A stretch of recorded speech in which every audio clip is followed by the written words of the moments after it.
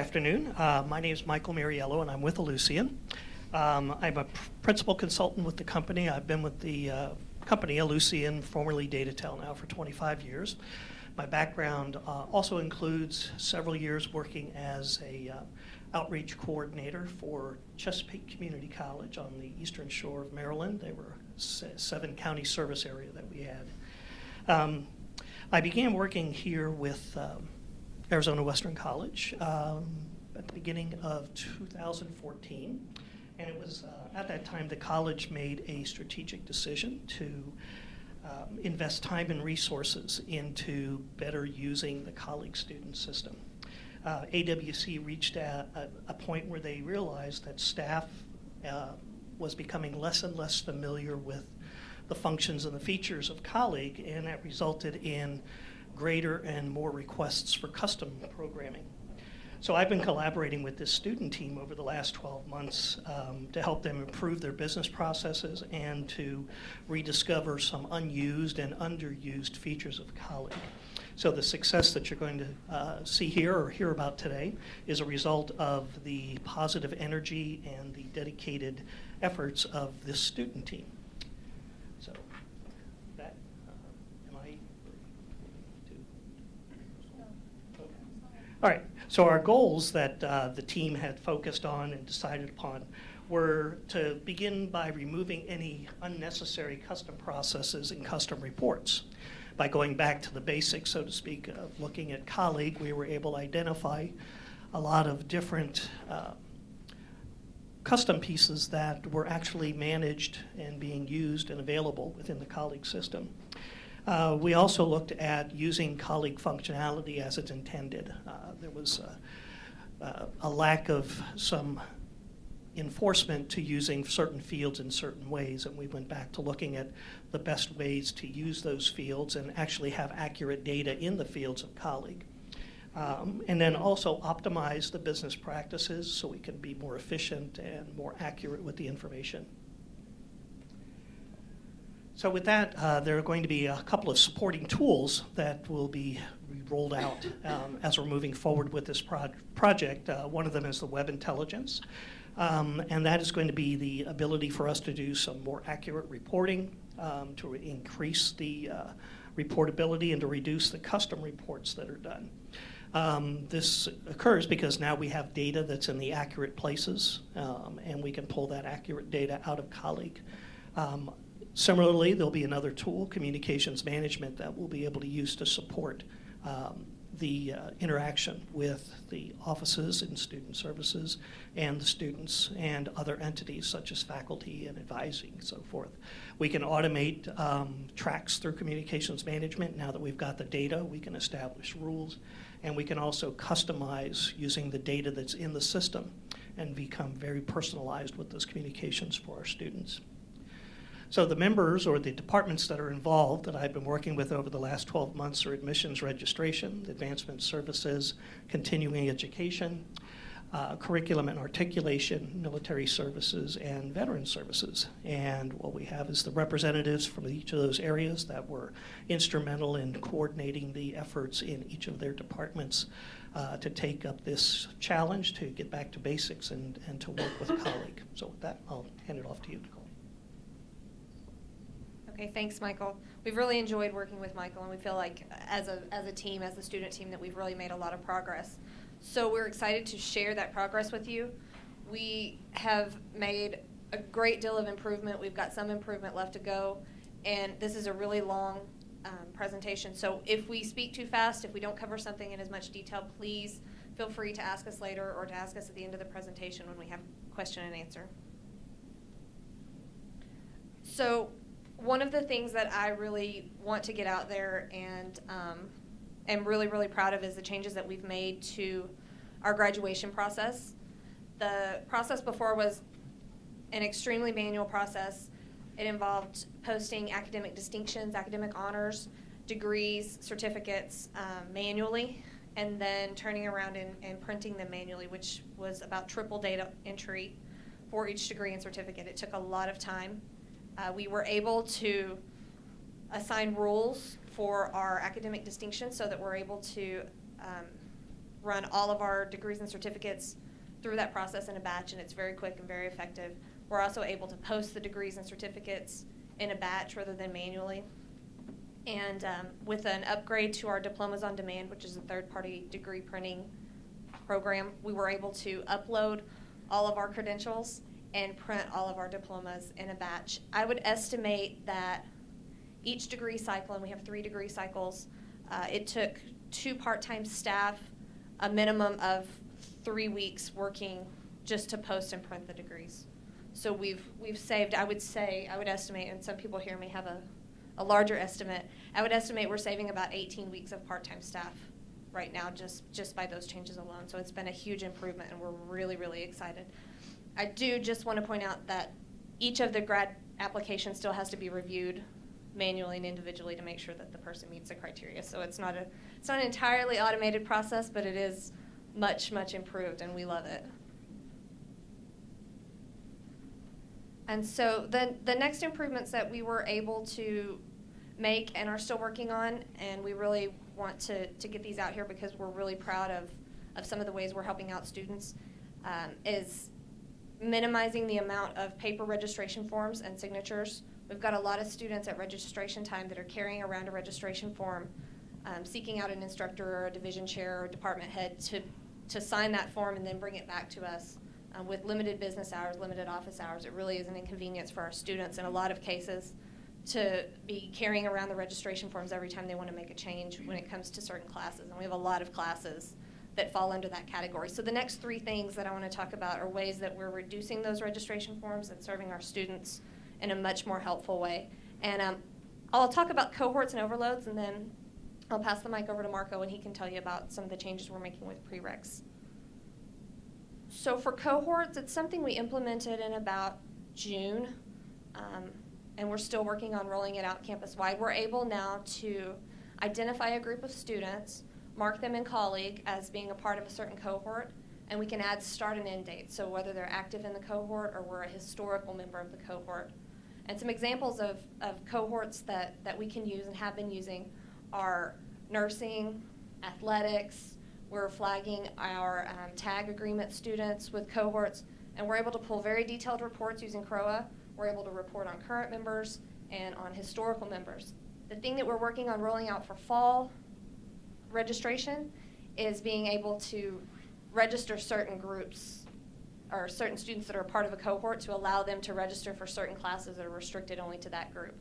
So that if you had to be, for example, a part of the honors program to take a course, you no longer have to carry that registration form to the honors director. We're able to flag it in the system where you're allowed to use WebAdvisor at whatever your convenience is to enter that course. And then the next big improvement that's really going to impact some of our students who are taking a lot of credit hours at a time is the ability for an advisor to meet with a student 1 time per semester and allow that student to go into overload status. So right now, if a student is taking 19 or more credits, they have to meet with an advisor, and the advisor has to sign a registration form every time they make a schedule change above that 19 credits. This would allow the advisor to flag that student as approved in the system, and it would last for the whole semester. So I'll turn this over to Marco to talk a little bit about our prereq changes. So we're in the process of implementing this new process for us to be able to work with transfer students. We have a large population of students who completed general education classes at another institution. So if they try to register for any of our general education classes, they either have to take a placement test or come in for a signature every time they're trying to register. The way that students are evaluated once they transfer their official credits, they're not actually posted. Transfer credits are not posted to their AWC transcript until they actually register. So what we're going to be doing nowadays is with this new project is that we're going to be able to annotate on their colleague record if they satisfied a English or math prerequisite through other coursework, and put that on their file, so once they go on WebAdvisor, they'll be able to register on their own without having to come in for signatures every time. And this will expedite the way that they register. I know that it creates some issues with wait lists, because students can't get on a wait list with a signature at this moment. But once the wait list is processed, they have to come back or call us up so we can process that registration again. But with this being put in place, they will be able to handle their registration completely online once we clear them for the right courses that they're looking for.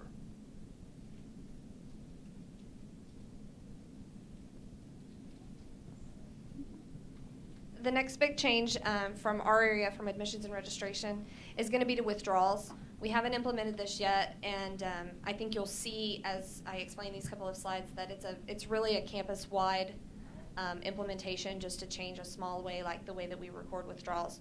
So currently, when we record a withdrawal, and they're all recorded manually within the main campus admissions and registration office, the student withdraws either from one class or from the institution, but the student enrollment status remains as actively enrolled. So if a student is no longer enrolled in any courses here, reports that we would run, canned reports that we would run out of colleague would show them as actively enrolled.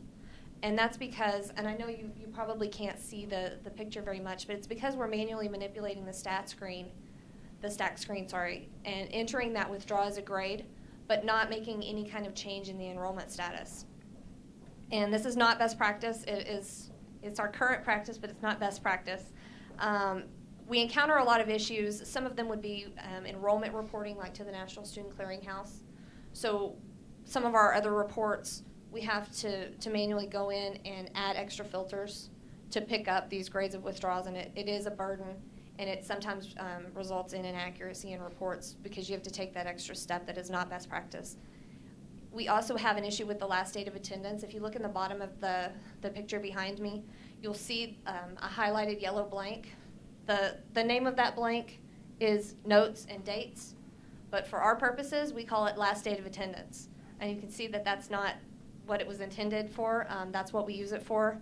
It causes some reporting inaccuracies and some reporting difficulties. I think some of you in this room will really appreciate the changes that we're going to make, where we have an accurate last date of attendance and an accurate enrollment status. So in the future, and we're looking to implement this fairly quickly, the enrollment status will be reflected as withdrawn. And you can change that status for each course, so that if a student only withdraws from one course, they're shown as withdrawn from that course, but not from the entire institution. And the grade will still remain a W on the transcript. What we'll see in some of our reporting, and if any of you out there are building reports in Web Intelligence, there may be the need to build in extra filters to any of your reports that are built based on enrollment. So that's why this becomes a campus-wide issue, is a lot of you are running reports, a lot of you are reporting on students with the status of A or N. If that means something to you, once we implement this, we'll want to have a long talk about whether we need to add W to that list or not. It sounds like a really small change, but it could be. I see some heads shaking. It could be a really big issue with accuracy if you don't add that W in, or do add that W in when you don't need it. So we'll be talking about that in the future. It's one of the things that's going to be big in the withdrawal change. And then there were a lot of things that we did that probably would be considered smaller scale than things like the graduation and withdrawals, the veterans module, continuing education, some of the other things that you're going to hear here. But they're small things that make a big impact. One of them is the ESTP process. It was a process that I was completely unfamiliar with, but it allows us to end the active programs for students who have stopped attending here. Once we end a student's active program, if they decide to come back, they need to reapply. We'll reassess their residency in case they've had residency changes, but also reassess which catalog they need to begin their new program in. Keeps our programs clean, it keeps our catalogs correct, and it keeps our residency statuses fully updated. So it's a big change. It's a process we just run at the end of every semester now. Anyone who hasn't attended for over a year, their active programs get ended, and if they decide to come back, they'll go through the full process. We also implemented a best practice solution for academic renewal. We were manually manipulating credits on the transcript to process academic renewal. So if a student attended here in the past and didn't do so well, and has taken a break and come back, we have a policy that allows us to not count some of the poor grades into their GPA from the past. Before we were having to manually manipulate that on the transcript. Now we have a best practice implementation that will allow us to track it, to report on it, and most of all, it's very clear and very, very concise, so it's very nice. And then We have the new report, RQMM, which is a requisite mismatch report. It basically takes the place of 2 custom reports that we had before to identify students who had not met the prerequisite for either not passing or somehow something had happened and now they don't meet the prerequisite for a course that they're going to be enrolled in. This allows us to identify those students and drop those students from the appropriate classes. Like I said, it's 2 custom reports that we used to have to run. Now we have the colleague-based, we call it vanilla RQMM to identify those students, and it's a lot more convenient. We're still having to drop them manually and identify them manually, but it's a lot more convenient report. And then the last small thing that makes a huge difference is cohorts, and I've already talked a little bit about the cohorts. If you in the audience have a group of students who you would really like to be able to identify, report on, have historical data, and also maybe even use those students as a registration group, please come see me. I'm sorry. We'd really like to help you get your students moved into cohorts, and we'd love to give you that additional functionality. Okay, so when we first started this whole optimization project, one of the things that we realized is that our online application as it was before was not going to work properly once we moved forward. And so what our solution, we talked about different solutions, but the solution that we ended up with was to purchase additional Ellucian product that works with Colleague called Recruiter. And so you might hear it called eRecruiter, but the technical term is called Recruiter. And so we went live with Recruiter in April of this past year, but we rolled it out in phases. So the first phase was primarily just a new online application. That was the first priority, get that up and running and get that integrated with Colleague. So phase 1, we started in April. We actually worked on it for a few months before that. And I have to say that we did implement it in about 3 months, which it usually takes, they said, about 18 months or so. So we implemented it very quickly. So the phase 1 was primarily to build a new online application that integrates into Colleague, which our previous application didn't completely integrate into Colleague. So that was, there were still some manual things that we were doing in our previous application. One of the nice functions of the new online application that we really wanted to have happen was to have it automatically determine a student's residency based on a number of questions. So some of you may have seen the application and the residency questions that we ask. We wanted that to automatically assign a residency code, which we were able to have it do, and then automatic communication to students. So even though our previous online application did integrate somewhat into Colleague, we still had to manually go into each student and send them their acceptance messages, which is now automated. So that's a nice function for us. One of the things, too, moving to an online-only application, eliminating paper applications, is that it provides us with clean data. We did have some issues with data entry errors and so many different people entering applications. So this process allows us to eliminate some of those data entry errors and give us clean data. One of my favorite things is that the appearance of it and everything is more streamlined and modern and attractive, and it really just makes us look a lot slicker, I think. Timely response to students, we're able to now, because it's all automated, we're able to now respond to students in a much timely fashion.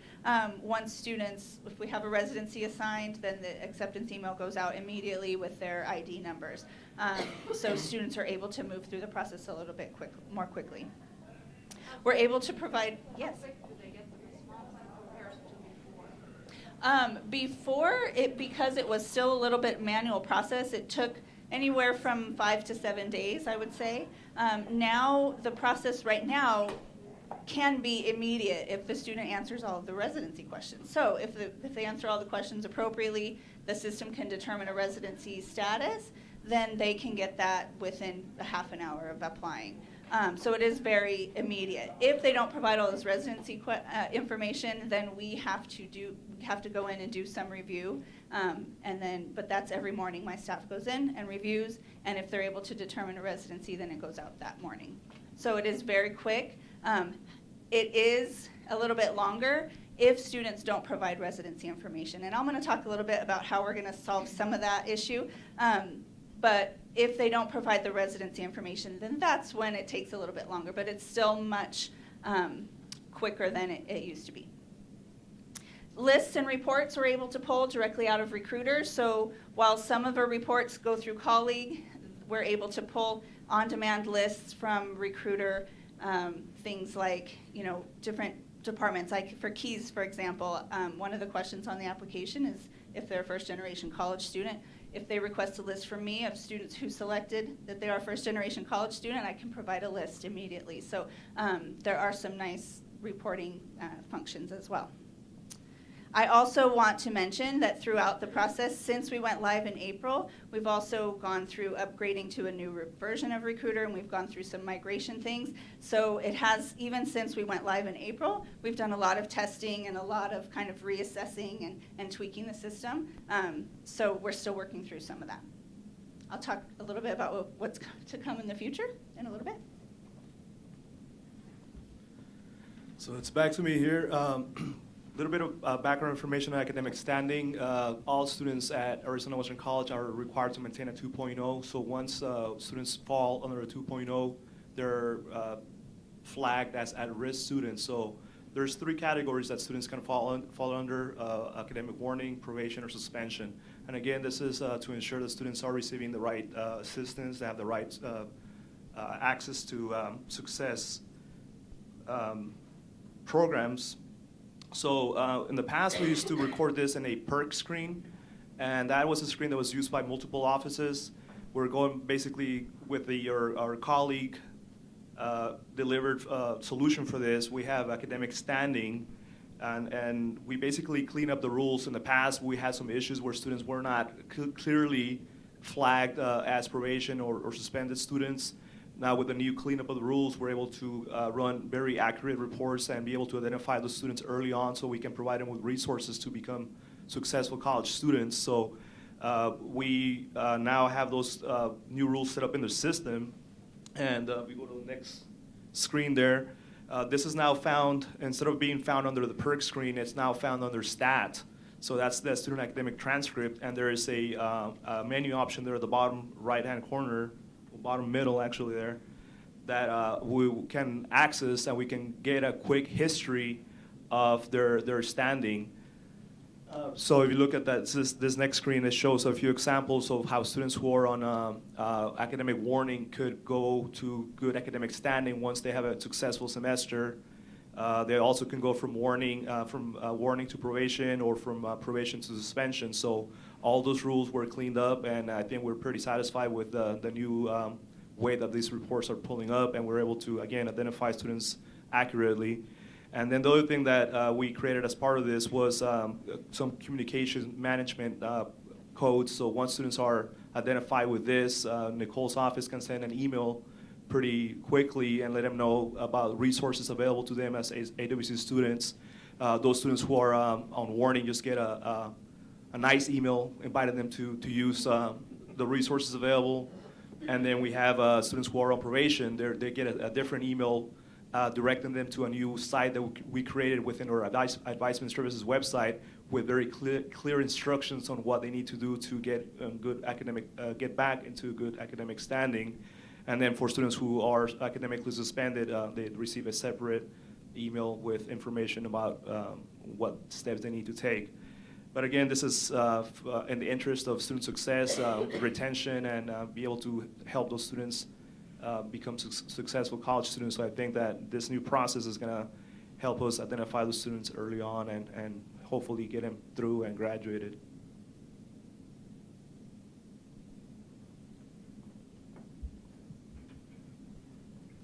I'm talking about the continuing education, and we're extremely excited because for years we've had to handle all registrations and payments and reporting manually using Excel sheets, Google Docs to communicate with our offsites since we're not in the system. So now the non-credit registration, thanks to this new setup, we'll be able to set up sections just like the credit side, but it'll be for non-credit. And Elaine will talk a little bit more about how that's going to be done. We use, as many of you know, our little flyers with our tickets on the bottom. And people have to actually download these, fill them out, and send them in, or come in person and pay, or by the phone pay. We don't have online payment at this time. So this new option is going to be great. They're going to be able to register online, pay online.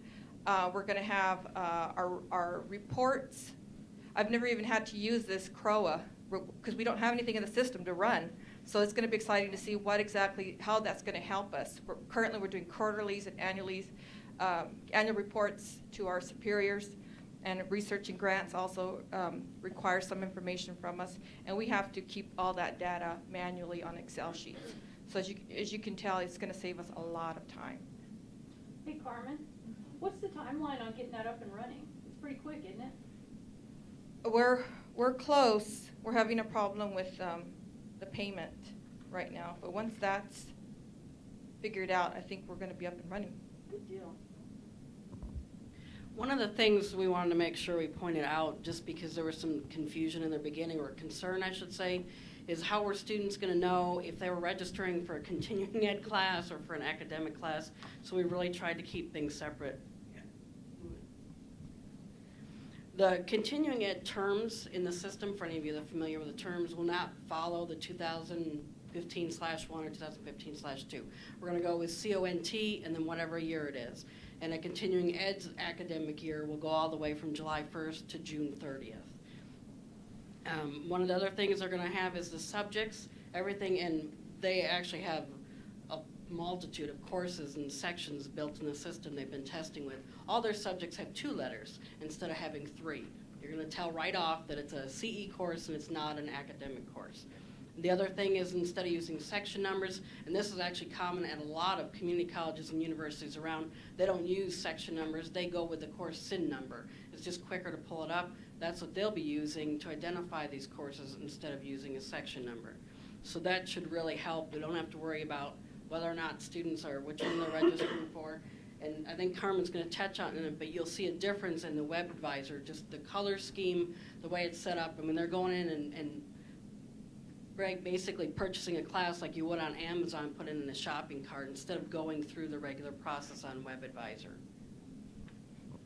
Yeah, the topic codes, which is a different screen, that one there will be part of the Web Advisor, continuing ed. Right now, when you go into Web Advisor, you have your, the students can go in, your employees, and your schedule for class registration. We're going to have a new tab on there called continuing ed, and that's where you're going to click on. It's going to have a completely different look, as Elaine said. We're going to have our own, our own colored logo and different color scheme so that no one can confuse the academic side or the non-credit side. And there's a little topic code there where you can click let's say you want a professional development course, click on that and it'll bring down everything we have to offer, or customer service, or or personal enrichment. If you want something for fun, you can click on that and it'll bring down all the topics you want, and it'll help your selection be a lot easier.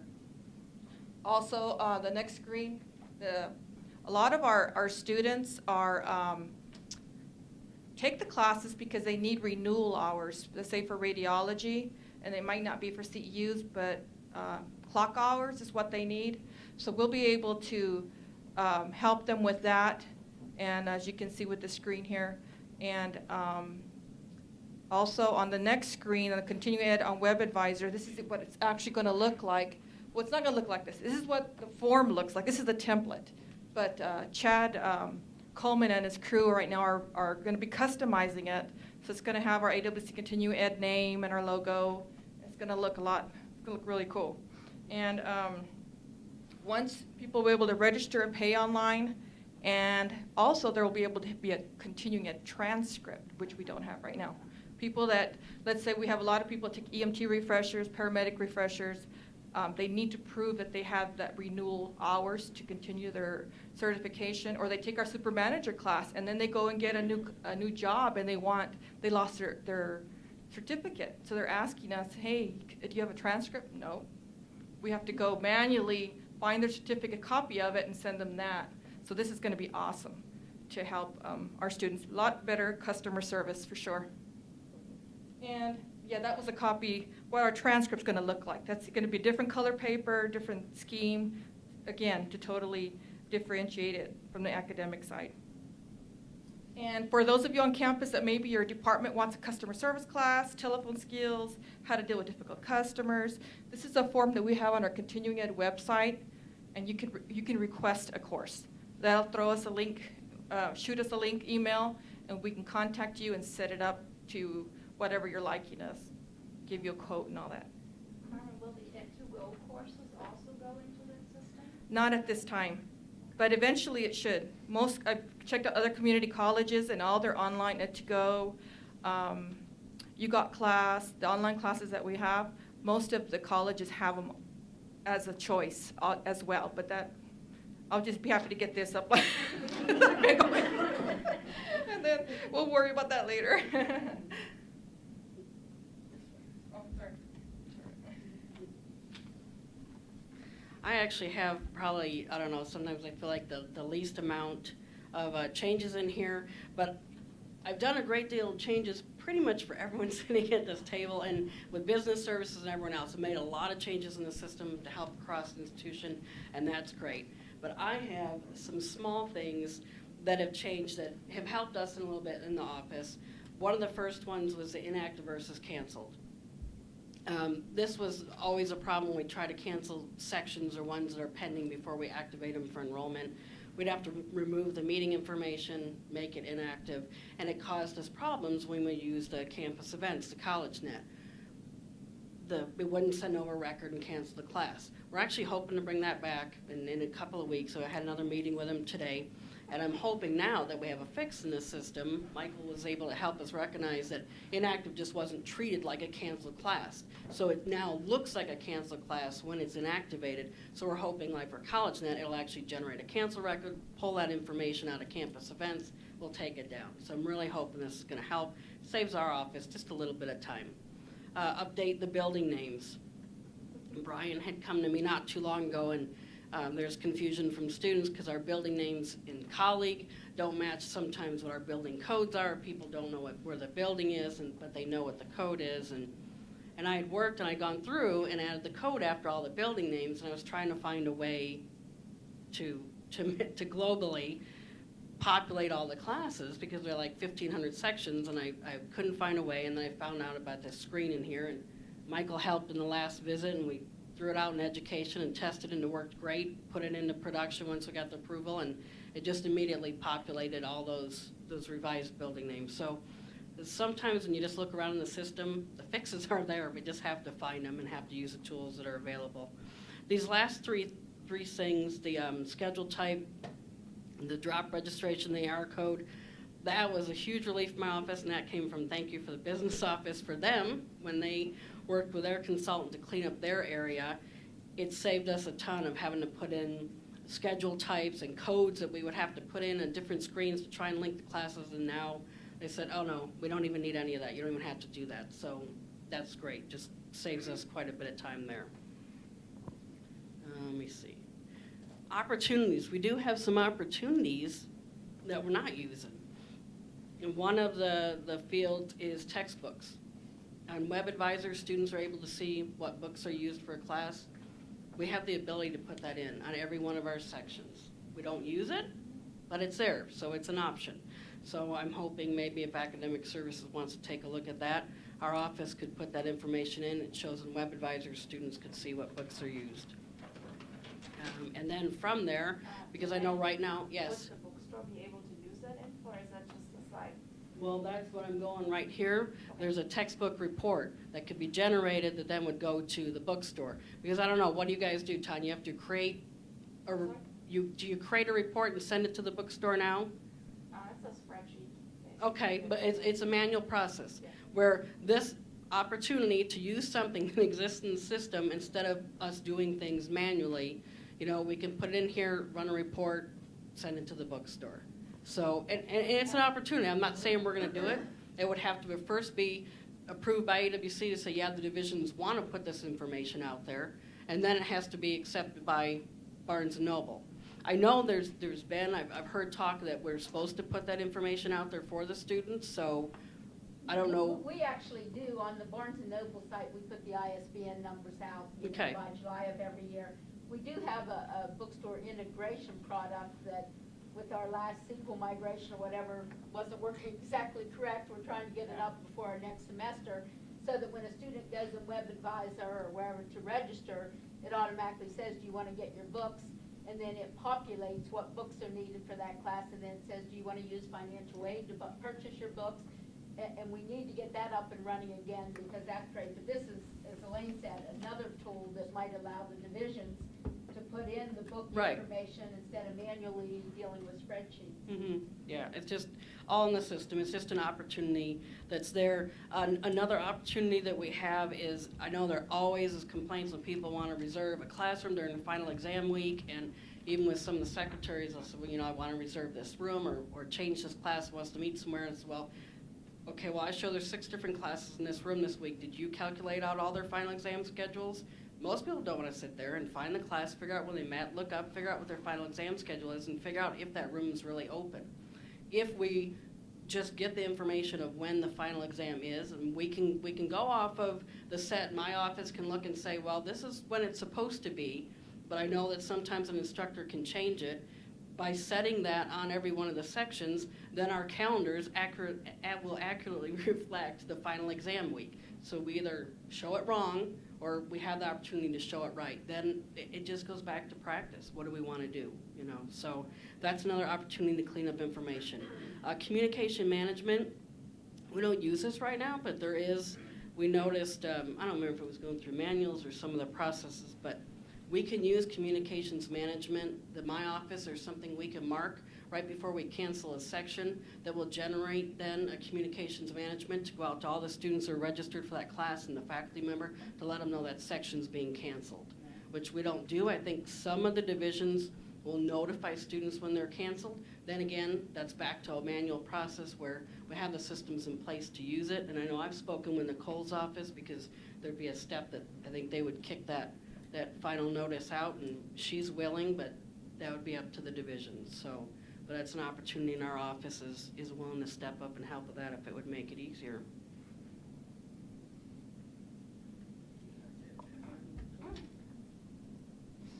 All right, so regarding our military services, as part of our contracts with the government entities, the DoD, Marine Corps, YPG, we have to report certain numbers to them, numbers of students using funds, graduation rates, all of that.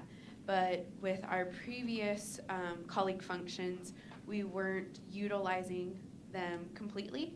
We weren't really able to track and record students accurately. Previously, we really focused on residency status, because our active duty military qualify for in-state tuition and were quoted differently than Arizona residents. And we used due types, which due types were used for hundreds of different reasons. There were tons of different codes in there, and it wasn't really accurate because we couldn't track active duty status was active now, but now they're veteran, branches of service, spouses versus dependents. And so now with the optimization, we've gone into the Mills screen. So the second screen there shows the Mills screen, and that's really used for our active duty component of the military side. We have different military statuses, so we can track if they're active, National Guard, spouse of an active duty service member in the Marine Corps or Navy or Coast Guard, and we can do a primary status. So they were active at this point and now are veterans, and so we can have the most accurate record for their status. We are also able to track what military installation they are located on, so we know the primary contact, because I know YPG is really gunning to increase their student numbers there, and so we can give accurate reports of them. We can also track funding sources, because active duty spouses can receive a certain fund type versus an active duty service member. And so it really was just a great way for us to get the most information available and to really record them accurately. The second component of the Mills screen is the SOC agreements. That's part of our contract with Service Members Opportunity Colleges. We are a participating institution, and as such, we are required to create degree plans for students once they have enrolled in 6 credit hours. Before, it was 100% manual. Every calendar or catalog year, when we would have update to degree plans, we would have to create new templates for that degree plan. And then every student that needed this degree plan, we would have to manually input not only their student information, but then the courses that they were taking, and update it and save it. And so it was very laborious and very manual and a lot of work. And now with the new Mills module, we are able to integrate it with our degree audit system. And so when a student hits that eligibility mark for us to create that degree plan, we can request a SOC agreement to generate under the SOCG screen. We input the student name and hit report, and it pulls it up, and we're able to import it into an Excel sheet, the same template required for SOC, and are able to just make sure everything filtered in correctly and then save and print versus manually adjusting everything. So it's a really good process. It's also cut many, many hours of work in going for each student, because this is a requirement for each active duty military and family member student. And so it's my favorite function. So.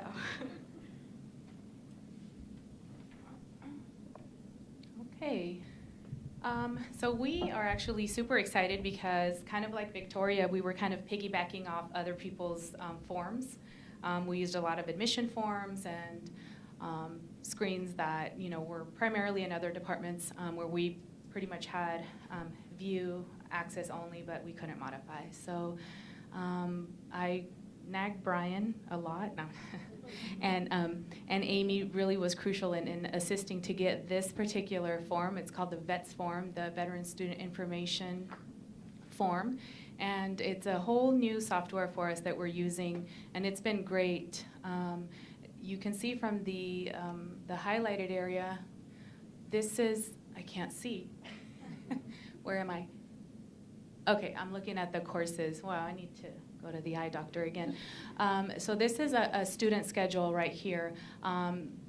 If you detail into the student academic information window, it will show you the courses that the student is taking. It'll show you the start date, the end date. It'll let you know if it's a new course, if it's a dropped course, if it's an added course.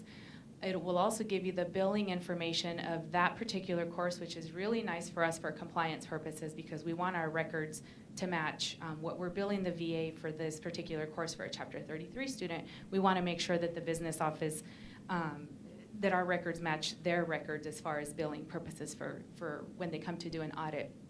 One of the things that I really like about this new form as well is that it tells us if the course that that student is registered in is either related or if it applies to the program of study that the student is pursuing.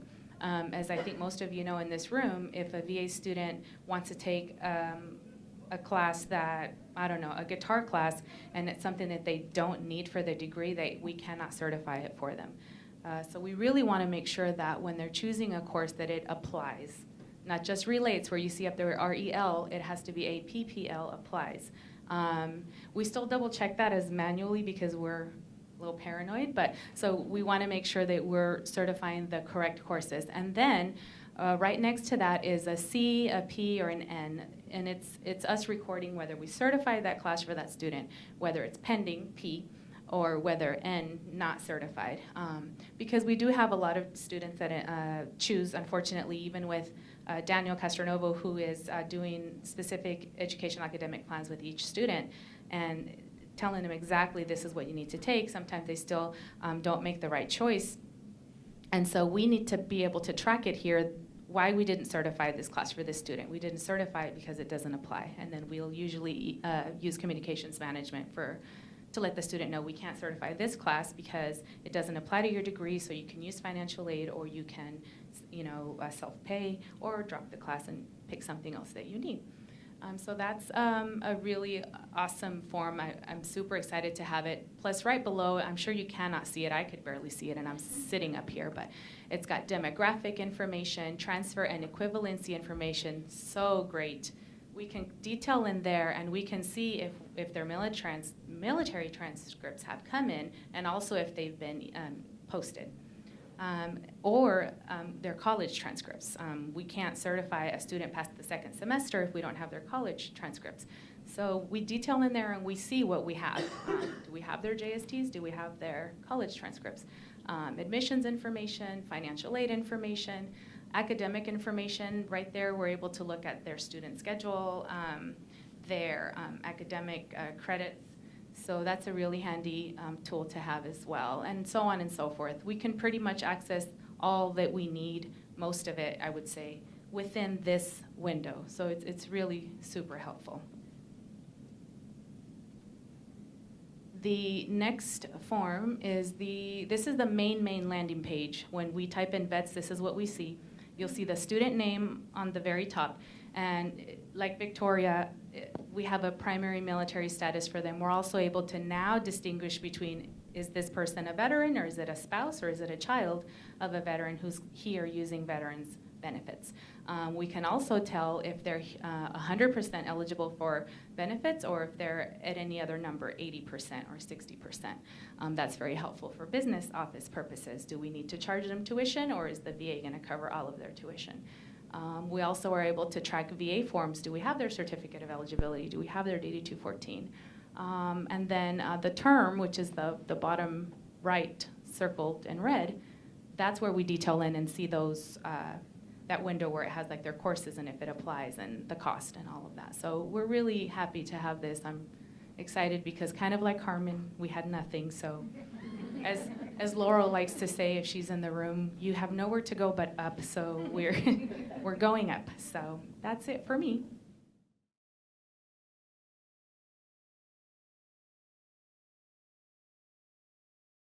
What we've done is whenever a course undergoes a modification, or we have a new course, or we have some courses that are similar, like Psych 238 and FAS 238, they're similar courses. We have something in the system called an equate code. They're equated, they're equal to each other, so no matter which course that student takes, it'll apply to their degree audits, it shows up on their transcripts. Well, what we found is that the equate code, which is a part of Colleague, does not work in all modules in Colleague. So advisement found that in the planning module, if students want to plan out in the future what they're going to take, if courses are equated, it won't show up. So if the plan looks at a course file, and we can tell in the degree audit it has certain numbers after it, if it sees something that's older than a certain catalog year, it won't pull it into the planning module to plan it for that student. So what'll have to be done is we're only going to go back to this current year, and then we'll do the next year, is go through every degree audit and refresh every course that's in there from the 14-15 on to make sure it's looking at the most up-to-date course. And that'll have to be done in the future. It's actually going to create a little more work on my office's end, but in the long run, it'll save a lot for the advisors and for the students. So that's something that we're going to be working on doing soon. The next one is creating non-courses, and this came up recently, just last month. We figured this out in our meeting with our consultant, and there's always been an issue when students bring in unofficial courses, and kind of, Marco touched on it kind of like with the prereqs. We don't put unofficial courses necessarily in our student system. Well, then the problem is students have problems trying to register, it doesn't notice them. So there's a way in Colleague for us to make these unofficial courses. They're basically dummy courses. We create them already in the system. So if some transfer students have a general education credit, we may just call it ENG 100G, and so they're going to get that. We're actually going to work to create some of these with Marco, Nicole, and Transfer Services I, and the courses that come through the most from the universities that they're seeing the most often, so we can plug these in, and then they're assigned to the student's records, so that way whenever they go to register, that's going to show up because it can be written into the prerequisite rules so that that those are there as dummy courses, and it's gonna look like they met the prereq. So that should really help with the non-courses. The adding the cohort rules to course and section, Nicole mentioned that, and there's a registration rule. Right now, we use it already for nursing classes. We have a rule in there that says no web reg, so that no matter who it is, they're not allowed to register for these nursing classes online. Well, a lot of that's been because we can't say who the nursing students are and who they aren't. Well, by putting them in a cohort, assigning them, we can do away with setting capacities at 0, saying there has to be an instructor's signature required. We just say the registration rule is if you belong to this cohort, you can register in this section. So that's one of the things we're looking to try and establish once we have. I can assign them either at the course level or I can assign them at the section level. Like some of our athletic courses, they have where the only ones that can take the class are team members. That's easy enough. I can set that at the course level. Every section that's made, it's automatically going to apply that rule. But weight training, I know I'll build weight training and it says you have to see the instructor for permission. Well, maybe because that weight training class is only going to be for the basketball team, or this one's only going to be for the girls softball team. Well, this way, Nicole can get a hold of me and say, this one's going to be for this cohort. So in that section, I just say which cohort can register, and then they can register on WebAdvisor. So and that's some of the stuff that we're coming up working on now. So Elaine, if we have one of those, like, so for mine, like I have a tutor list that's gonna vary every semester, and so I send you that list for registration. That practice would still stay the same, it's just on your end what you do with those people, or? Yeah, if you get a list to Nicole of saying these students belong in this cohort, and that's what she explained is really nice too, is you can put them in there, but they can have start and end dates. So at some point, if they're no longer a tutor, you give them an end date, well, they could never go back and register for that class because they're no longer active in that cohort. But We can give her the college trainers. oh, okay, so you get, Nicole said you get to manage the department. You get to do that. So, yeah, it'll really help. I mean, it'll be great because then there isn't that setting at 0. That's the biggest thing, we talked about. We set the capacity at 0. We say they have to get the instructor's signature. They try to register, they can't. They're frustrated. Then they're running around campus from one end to another, trying to get signatures, trying to get into class. This is going to eliminate a lot of that. Well, and that's what I'm thinking, because then that seems like that would save you work, because I know who those people are, but then I have to email you, you have to go in and enter those. And I always tell the students, you can't register, so don't even go over there, but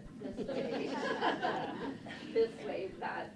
It's going to save everyone a lot. It's going to save everyone a lot.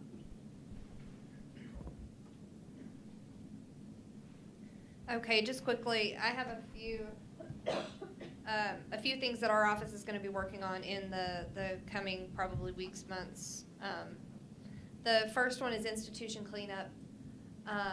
At no fault of any one person in here, but probably all of us as a team, we have a lot of duplicate institutions in the system, a lot of duplicate,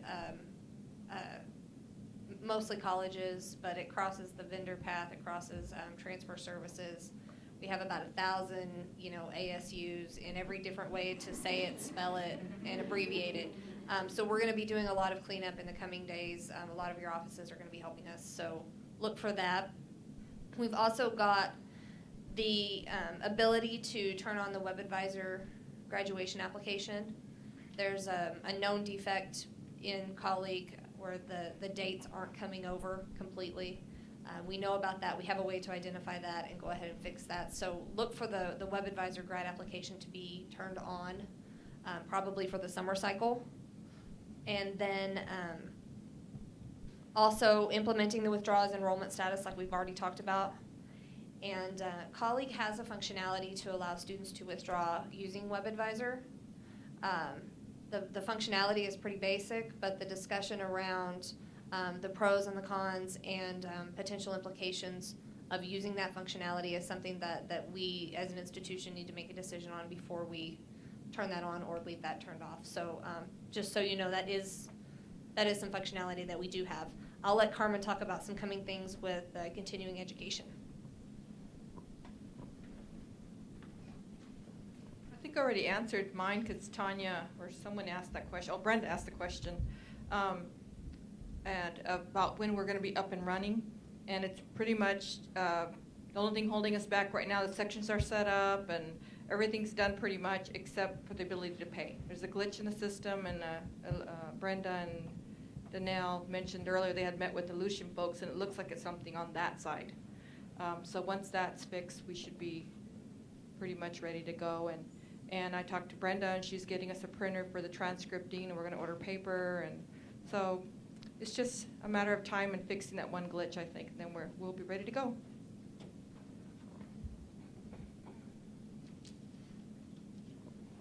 All right, I guess I'm cleanup, huh? I do want to mention that Nicole brought up the cleanup of the institutions, and I should have mentioned it earlier.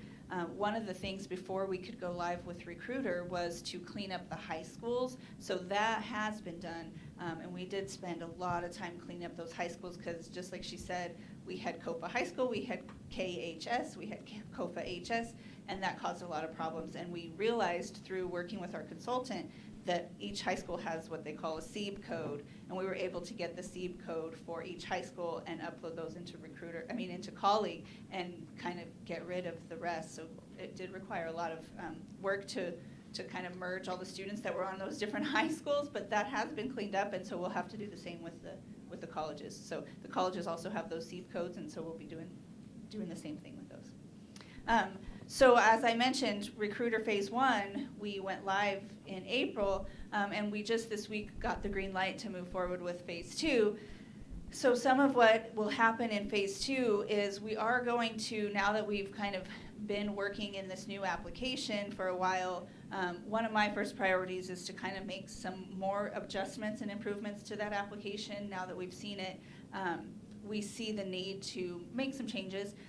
Specifically with the residency portion, we did take a look just recently at our state statutes and what we're required to ask of students, and we did realize that we can simplify some of those residency questions. So I think that will please a lot of our on-campus and our students that are applying.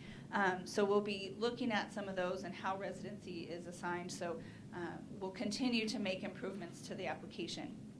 The nice thing is, we in the office specifically, I have the ability to make changes as they come up to that application, so we're continually trying to perfect it.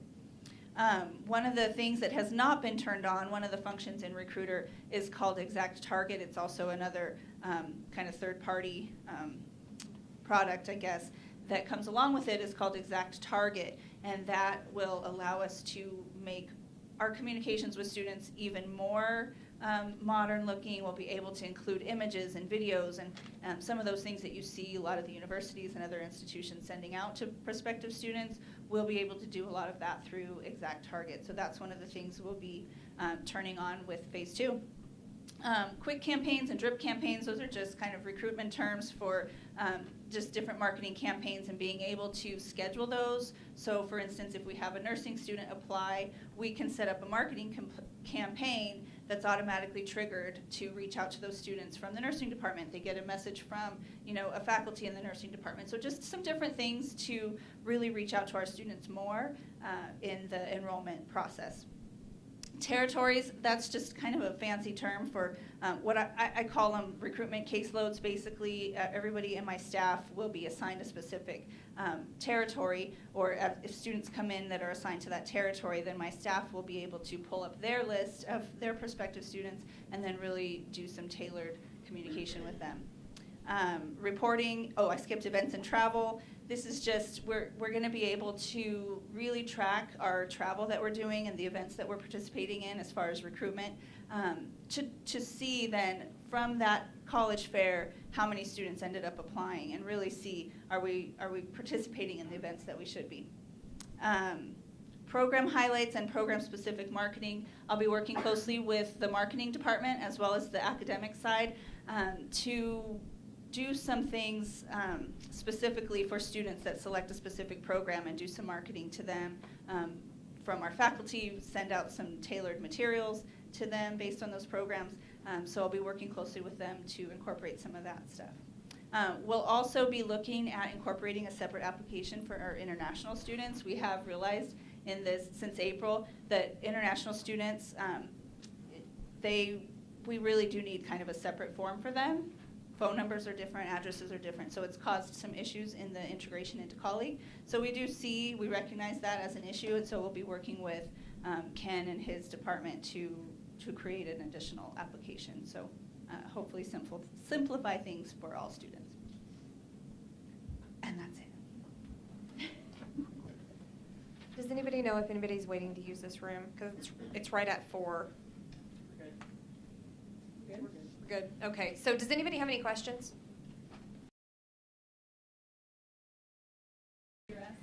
All right. I had a question. I guess it's for Marcos, actually. You know, you were talking about students that are on probation or suspension and that you're communicating with them afterwards. You know, right now, the way I understand is that we use specifically Toro accounts to communicate with our students, and we're required only to use Toro. But if they're on suspension or they haven't returned to school after a year or even 6 months, they're probably not checking Toro. Is there an alternative that we're using to communicate with those students? Yeah, that's a key difference that Nicole just pointed out, that students who are academically suspended will receive an email and a letter to their address on file, so there is a backup for that. Students who are on probation, they're eligible to return with, once they sign a contract with us, an academic restart, we call it, to point out what strategies we're recommending for them to improve their grades. But it is something that we discuss as far as how do we make sure that students know that what their status is. So first thing that's going to happen is when they try to register online, because they'll still have access to their accounts, they'll receive a message on WebAdvisor saying that they are academically suspended or on probation. So that even if they don't check their email, there'll be another clue once they try to process a registration that they have that status, and they'll be pointed in our direction. Thank you. And my next question, and I guess it's to everybody, is, you know, I know that when I've gone to places, they've given me the option, what's your best way of communicating? Email, phone, but they also ask text, social media as options. Is that something that we'll ever do? Because I know that students, I'll ask them even in my online class, can I send you a text instead of, and they prefer text messages. Well, one thing that we also need to remind our students is that we do have email forwarding through Toro. They have to set up that separately, so that kind of like takes care of that momentarily. Even if they don't access Toro on a daily basis, the system is supposed to be working properly, where if they forward their email to their own private inbox, their Hotmail or Gmail, they can get that immediately. So that's another thing that we improved, our IT department has created. So social media, I don't know if you guys have anything on that? I will just say that we have been in meetings with the marketing department as part of SEMC discussions to look at some things at utilizing text messaging, robocalls, some of that kind of thing. And we are looking at some of those things. And to be able to text message, we have to have something in place that says that they give us permission to do that. So there is discussion on how we're going to do that. I don't know that Colleague necessarily has something like that yet. But we are talking about adding a question in the application part that says, you know, their preferred method to be contacted. Now that can only be housed in Recruiter, but at least it gives us something to go off of if we want to text them or things like that. Mandy, I could add that in a new module looking at student planning, there are applications for smartphones and social media through Colleague that I know we're looking at. And should we implement those? Because we know students deal with their smartphones more than any other device. And so I think through strategic enrollment, we're really looking at that.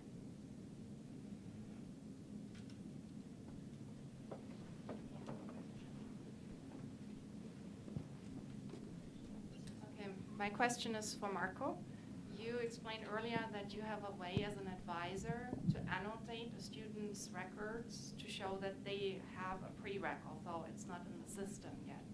What I'm looking for is, will you give that ability also to instructors so that they can put that in the system and declare a student as meeting the prereqs, and I don't have to run through that getting signatures from the instructor, from the division chair, etc. anymore?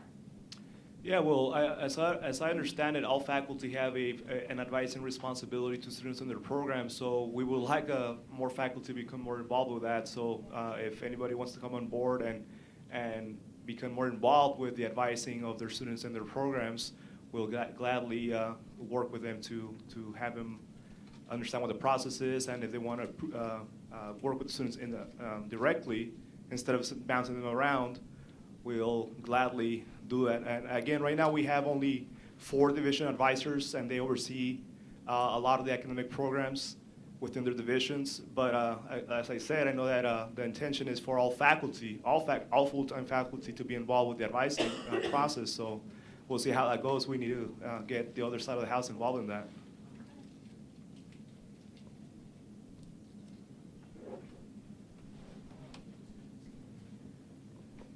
I was wondering if, with all these new processes coming into place, will there be a formalized training schedule available for advisors to attend so that we know exactly, how to utilize the processes?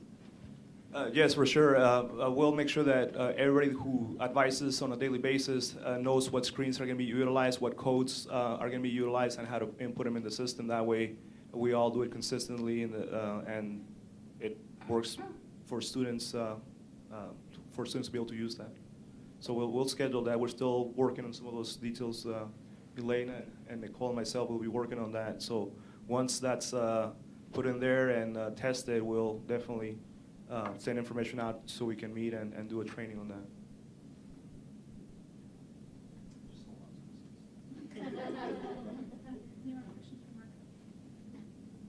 Any other questions?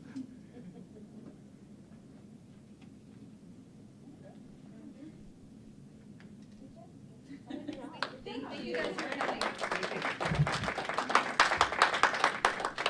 Good job, guys.